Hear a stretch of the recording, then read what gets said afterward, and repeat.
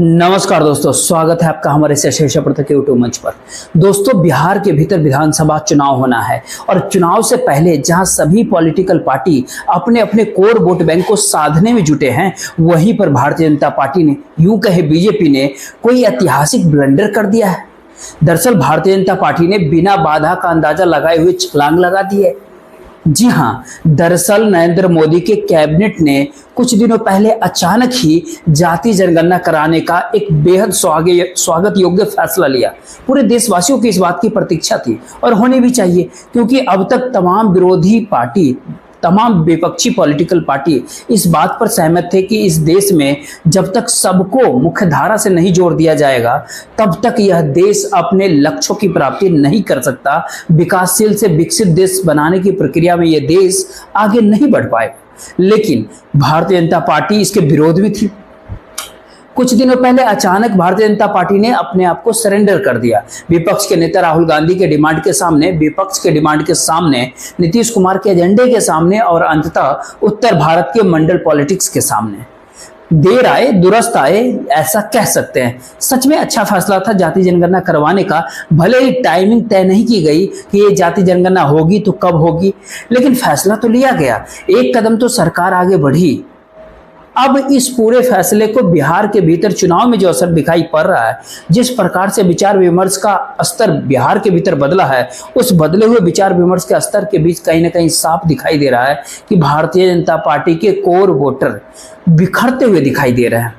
आखिर किस तरीके से बिखरते हुए दिखाई पड़ रहे हैं? क्योंकि भारतीय जनता पार्टी का जनाधार को उन वर्गों में ज्यादा था जिनके बारे में आमतौर पे ये माना जाता है कि वो जाति जनगणना के विरोधी है।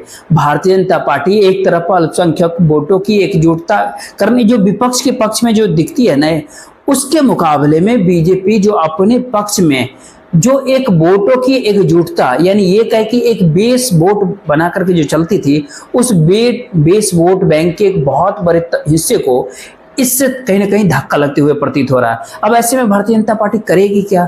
ओबीसी वोट हासिल करेगी? ईबीसी वोट हासिल करने के चक्कर में उनके अपने कोर वोटर तो कहीं नहीं बिहार में छिटक रहा है, और इस रूप में तो कहीं नहीं छिटक रहे हैं जिस रूप में भारतीय जनता पार्टी उनको छिटकने नहीं देना चाहती है हर हाल में। आखिर इसके पीछे कारण क्या है कि विचार विमर्श का स्तर जो बिहार में अचानक बदल गया? एक छोटा सा घटना आपको बताते हैं। बफोर्स के आंदोलन के बाद, उस मुद्दे के बाद जो है, भले ही वो मुद्दा गलत साबित हुआ, लेकिन जिस दौर में ये मुद्दा आया उस दौर में बीपी सिंह हीरो थे, और उनको हीरो बनाने वाला तबका जो था, वो तबका समाज के अग्रणी वर्गों का था। शौर्य जिनको कहते हैं, उनका तबका था। बीपी सिंह उनके हीरो हुआ करते थे। लेकिन जैसे ही बीपी सिंह ने मंडल आयोग लागू कर दिया, उसके बाद क्या हुआ? बीपी सिंह अग्रणी वर्ग से थे, इसके बावजूद भी अग्रणी ने बीपी सिंह का साथ छोड़ दिया।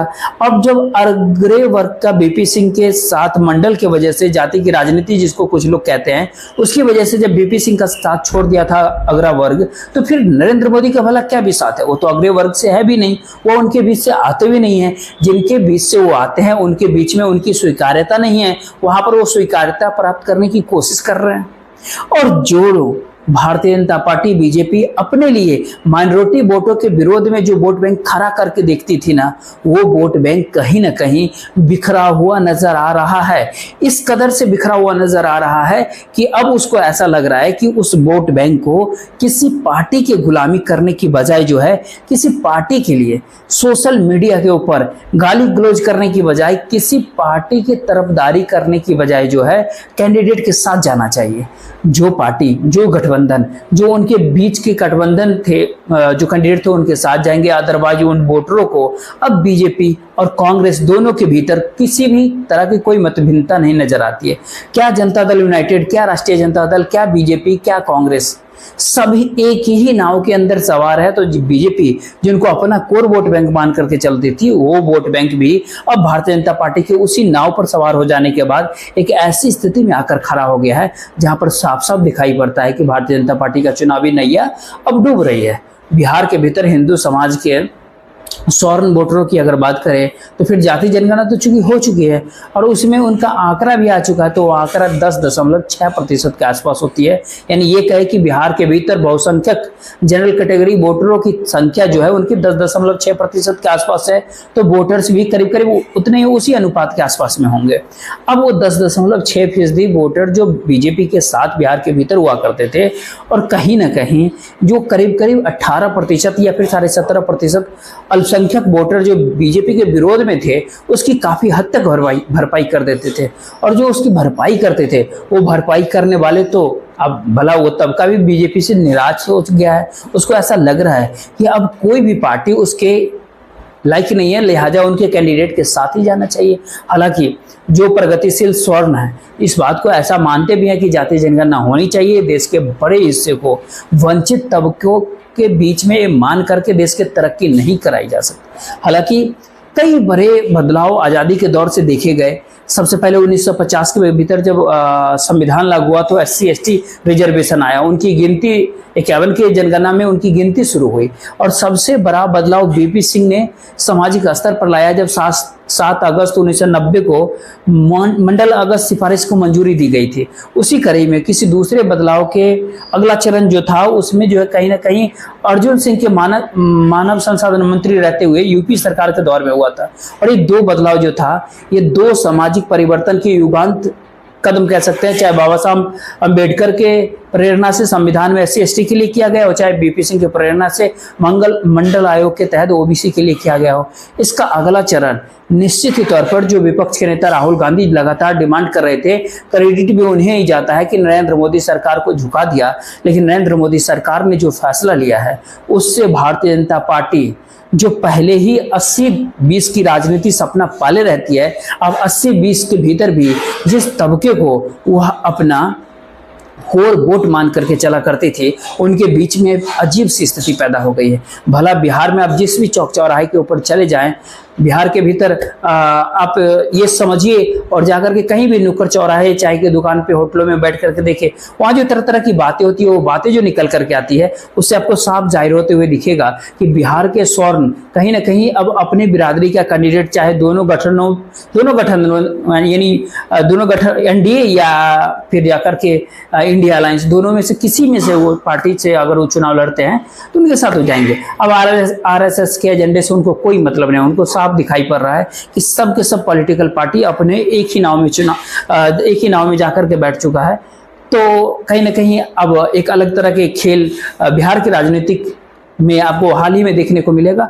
और ऐसे कह सकते हैं कि इस फैसले से कई बड़े बदलाव को संभावना भी जताई जा रही है कि बिहार के भीतर इस चुनाव के अंदर बहुत कुछ देखने को मिलेगा।